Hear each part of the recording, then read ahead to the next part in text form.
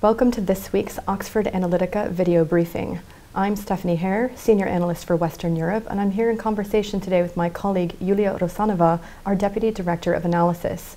We're here today to discuss a possible trade war that could be breaking out between Russia and the Ukraine. Yulia, thanks so much for joining us. Now, how have we gotten to a possible trade war between these two countries? Well, Steph, just over a week ago, we started getting unofficial reports that Russian officials have substantially tightened customs procedures for all Ukrainian imports into Russia. This essentially means unloading and loading back up all goods coming out of Ukraine to Russia, checking the authenticity of all certificates, basically being much more thorough and taking much more time than normal with these things.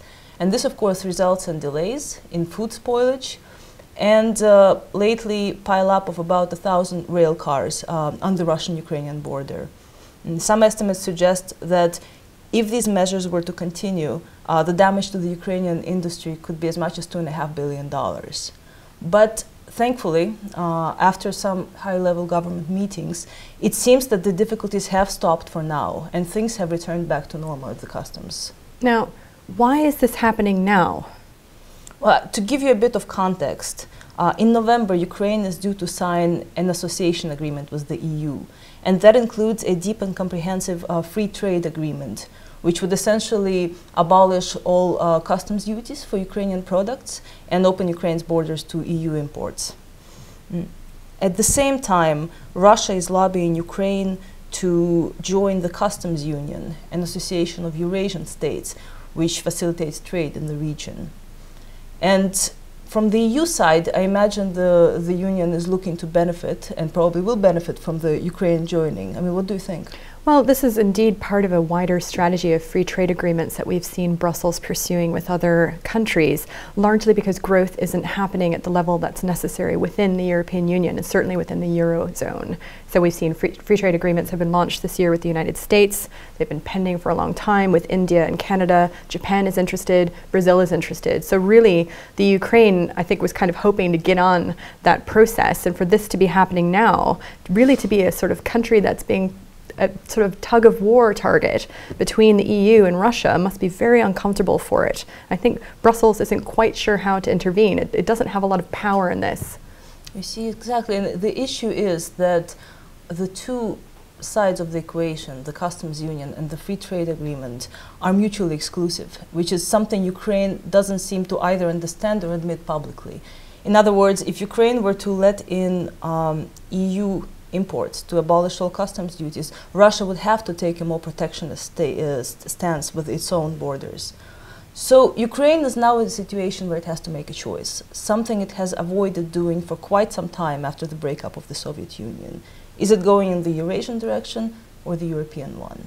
And in this context, I think it's fairly safe to say that the customs difficulties are a warning of sorts from Russia to show Ukraine some of the potential problems it might encounter from the Russian side if it were to go ahead and sign the agreement in November.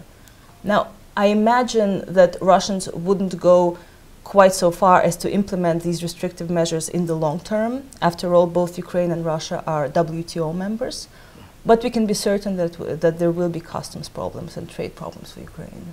Right, so we've got a few more months to go before this probably gets taken down to the wire and resolved. But the imperative is such is that Ukraine has been in recession for 5 years, so it really can't afford to alienate either of these big trading partners.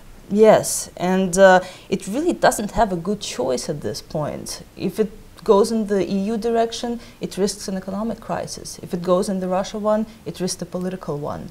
If it signs the association agreement, what we're going to see is an inflow of European goods into the country, putting quite a bit of pressure on domestic manufacturers who are already in a fairly weak state, and on the economy in general, which is extremely fragile right now. Moreover, it can forget about subsidized Russian gas prices, and it still depends on Russia quite a bit for that, as well as it can expect, as I said, to encounter customs difficulty and trade difficulties in general. And Russia accounts for close to 30 to 40% of all Ukrainian exports. So that it is a big deal. At the same time, if it were to choose to withdraw from the association agreement or to change its mind about it, we're likely to see a political crisis in the sense that Ukraine's foreign policy, the main vector of it, has been European integration for some time now. We are seeing greater nationalist sentiment among the public, which certainly speaks against a Russian integration. And the president's approval ratings will likely take a significant dive, which is not something he'll want to happen as he's gearing up for the 2015 presidential election.